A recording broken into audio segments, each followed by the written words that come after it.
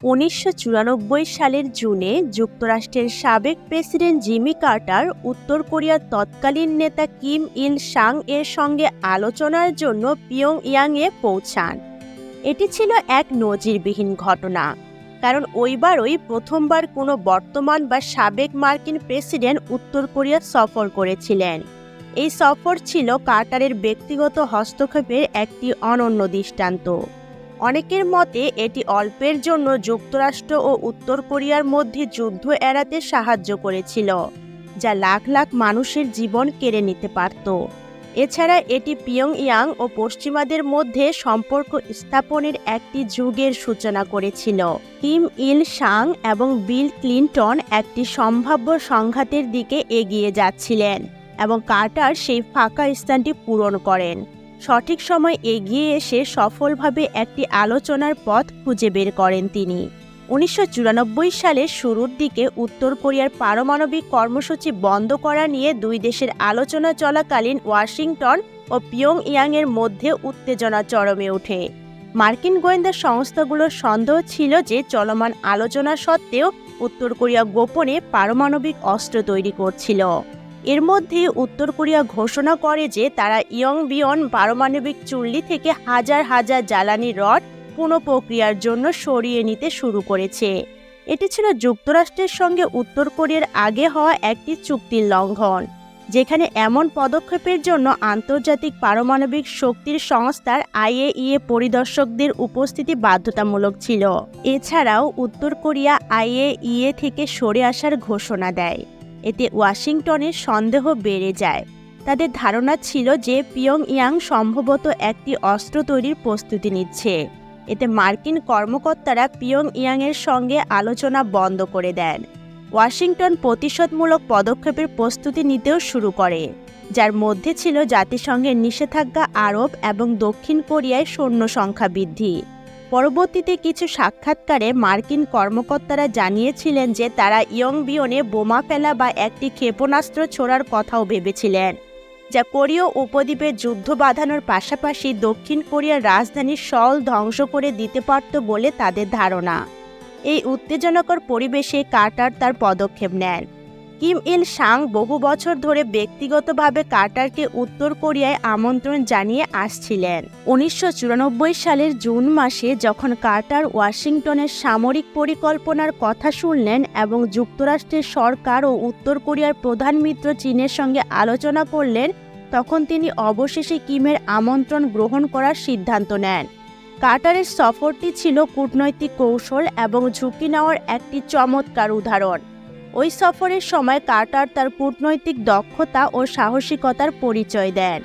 Carter প্রথমে Kim ইল সাং এর আন্তরিকতা যাচাই করতে একাধিক শর্ত দিয়েছিলেন, যার মধ্যে একটি ছাড়া সব দাবি মেনে নেন কিম। কার্টারের শর্তের মধ্যে ছিল তিনি দক্ষিণ কোরিয়া থেকে ডিমিলিটারাইজড জোন পাড়ি দিয়ে পিয়ংইয়াং যাবেন। এটি এমন এক ভূখণ্ড যা দুই কোরিয়ার মধ্যে একটি বাফার জোন হিসেবে কাজ করে। কিম প্রথমে এতে রাজি না হলেও এক সপ্তাহ পর তার শর্ত মেনে নেন। কার্টারের পরবর্তী পদক্ষেপটি ছিল আরও কঠিন। তার উত্তর কোরিয়ায় যাওয়ার ব্যাপারে নিজের সরকারকে রাজি করানো। প্রথমে কার্টার পররাষ্ট্র মন্ত্রণালয় থেকে অনুমতি চাইলে তারা তাকে কোনো সাড়া দেয়নি, কিন্তু তিনি দমে না গিয়ে সরাসরি তৎকালীন মার্কিন প্রেসিডেন্ট বিল ক্লিন্টনকে জানিয়ে দিলেন যে তিনি যাচ্ছেন। তা যাই হোক না কেন, ভাইস প্রেসিডেন্ট আল গোর তার সহায়ক হিসেবে সামনে আসেন, যিনি ক্লিন্টনের কাছে পাঠানো কার্টারের বার্তা গ্রহণ করেন। অবশেষে সফরের অনুমতি মেলে। ১৯৯৪ সালের ১৫ই জুন কার্টার তার স্ত্রী রোজানিল একটি ছোট দল নিয়ে উত্তর কোরিয়া পাড়ি জমান। কিমের সঙ্গে দেখা করা ছিল কার্টারের জন্য একটি নৈতিক দোলাচল। তার পরের কয়েকদিন কার্টার এবং তার প্রতিনিধিরা কিমের সঙ্গে বৈঠক করেন, পিয়ংইয়াংয়ের একটি দর্শনীয় স্থান পরিদর্শন করেন এবং কিমের ছেলে কিম জং ইলের মালিকানাধীন একটি বিলাসবহুল প্রমোত্তরিতে সফর করেন। কার্টার বুঝতে পারেন তার ধারণাই ঠিক ছিল। উত্তর কোরিয়ায় ইয়ংবিয়ং পারমাণবিক স্থাপনার উপর মার্কিন সামরিক আক্রমণের ভয় পাচ্ছিল না, বরং তারা যুদ্ধের জন্য প্রস্তুতি নিচ্ছিল। আমি মনে করি এই ছোট এবং আত্মত্যাগী দেশটির মানুষেরা তাদের দেশের নিন্দা এবং তাদের সম্মানিত নেতা, যাকে তারা গ্রেট লিডার হিসেবে ডাকে, তার অপমান সহ্য করতে পারছিল না। কার্টার ওয়াশিংটনের পক্ষ থেকে কিছু দাবি এবং নিজের কিছু প্রস্তাবনা উপস্থাপন করেন। এর মধ্যে ছিল যুক্তরাষ্ট্রের সঙ্গে আলোচনা পুনরায় শুরু করা, দক্ষিণ কোরিয়ার সঙ্গে সরাসরি শান্তি আলোচনা শুরু করা, একে অপরের দেশ থেকে সামরিক বাহিনী প্রত্যাহার করা এবং উত্তর কোরিয়ার ভূখণ্ডে সমাহিত মার্কিন সেনাদের দেহাবশেষ উদ্ধার করার উদ্যোগ নেওয়া। কিম সব শর্ত মেনে নেন। কার্টার একটি চুক্তির প্রস্তাব করেন যেখানে উত্তর কোরিয়া তার পারমাণবিক কার্যক্রম বন্ধ করবে এবং আন্তর্জাতিক আণবিক শক্তি সংস্থার IAEA পরিদর্শকদের তাদের রিয়্যাক্টরগুলো দেখতে দেবে। সে সাথে ইয়ংবিয়নের পারমাণবিক সুবিধাগুলো ভেঙে ফেলবে। তার বদলে যুক্তরাষ্ট্র এবং তার মিত্ররা উত্তর কোরিয়ায় লাইট ওয়াটার রিয়্যাক্টর নির্মাণ করবে, যা পারমাণবিক শক্তি উৎপন্ন করতে পারবে, কিন্তু অস্ত্র তৈরির কোনো উপকরণ তৈরি করতে পারবে না। পিয়ংইয়াং চুক্তিটিকে উৎসাহের সঙ্গে গ্রহণ করলেও এটি মার্কিন কর্মকর্তাদের মধ্যে তেমন উদ্দীপনা জাগাতে পারেনি। কার্টার টেলিফোনে চুক্তিটির বিস্তারিত মার্কিন কর্মকর্তাদের জানানোর পর তারা সংশয়ের মধ্যে ছিলেন। এরপর তিনি ক্লিনটন প্রশাসনকে জানিয়ে দেন যে তিনি CNN-এ গিয়ে চুক্তির বিস্তারিত ঘোষণা করবেন, যা ক্লিনটন প্রশাসনকে চুক্তি মেনে নিতে বাধ্য করেছিল। সফরের শেষ দিকে কর্মকর্তারা তাকে উত্তর কোরীয়দের কাছে একটি বার্তা পৌঁছানোর জন্য বলেছিলেন। বার্তায় জানাতে হবে যে যুক্তরাষ্ট্র জাতিসংঘের নিষেধাজ্ঞা অব্যাহত রাখার জন্য আগ্রহী, যাতে জনসাধারণের সামনে ক্লিনটনের অবস্থান পুনরুদ্ধার করা যায়। কিন্তু কার্টার এতে রাজি হননি। তখনকার রিপোর্টগুলো এমনটাই জানায়। এর কয়েক ঘন্টা পর কার্টার কিমের সঙ্গে একটি নৌকা সফরে বের হন এবং কথা বলার সময় পূর্ব নির্ধারিত বক্তব্য থেকে সরে যান।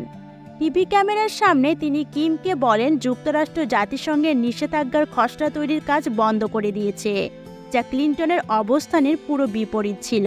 হোয়াইট হাউস এতে ক্ষুব্ধ হয়ে কার্টার থেকে নিজেদের আলাদা করে নেয়। কয়েকজন কর্মকর্তা প্রকাশ্যে বিরক্তি প্রকাশ করেন এবং প্রাক্তন প্রেসিডেন্টের অবাধ কর্মকাণ্ড নিয়ে সমালোচনা করেন। যুক্তরাষ্ট্রের অনেকেই চুক্তিটি নিয়ে কার্টারকে সমালোচনা করেন। তাদের মতে উত্তর কোরিয়া কার্টারকে তাদের কাজে ব্যবহার করেছে। তবে কার্টার কৌশলী উপায়ে সংবাদ মাধ্যম ব্যবহার করে ক্লিনটন প্রশাসনকে চাপে ফেলতে সফল হয়েছিলেন। উত্তর কোরীয় নেতার সঙ্গে আলোচনার খবর তাৎক্ষণিকভাবে সম্প্রচার করার মাধ্যমে তিনি মার্কিন সরকারের প্রতিক্রিয়া জানানোর সুযোগ কমিয়ে দেন। এই সফরের 1 মাস পরে একটি চূড়ান্ত নাটকীয় ঘটনা ঘটে। 1994 সালের 9 জুলাই যুক্তরাষ্ট্র ও উত্তর কোরিয়ার কর্মকর্তারা জেনেভায় বসেছিলেন আলোচনা করতে। একই দিনে উত্তর কোরিয়ার রাষ্ট্রীয় গণমাধ্যমে ঘোষণা আসে কিম ইল সাং হৃদরোগে মারা গেছেন। কার্টারের চুক্তি তখনই অনিশ্চিত হয়ে পড়ে।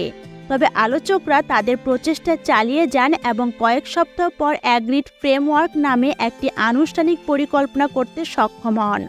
যদিও এই চুক্তি 2003 সালে ভেঙে যায়।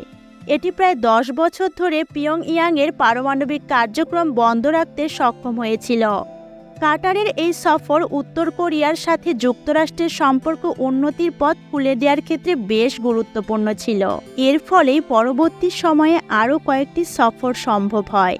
যেমন 2009 সালে কার্টার এবং ক্লিনটন একসঙ্গে উত্তর কোরিয়া যান, যেখানে তারা আটক মার্কিন সাংবাদিকদের ফিরিয়ে আনেন।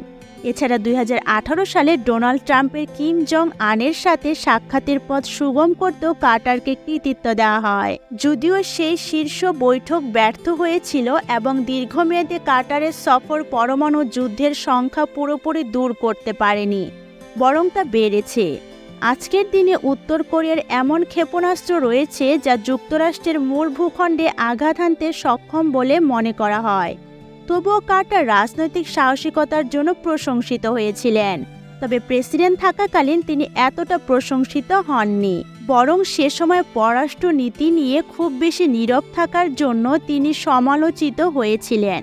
বিশেষ করে ইরান বন্দী সংকট পরিচালনায় তার ভূমিকা প্রশ্নের মুখে পড়েছিল।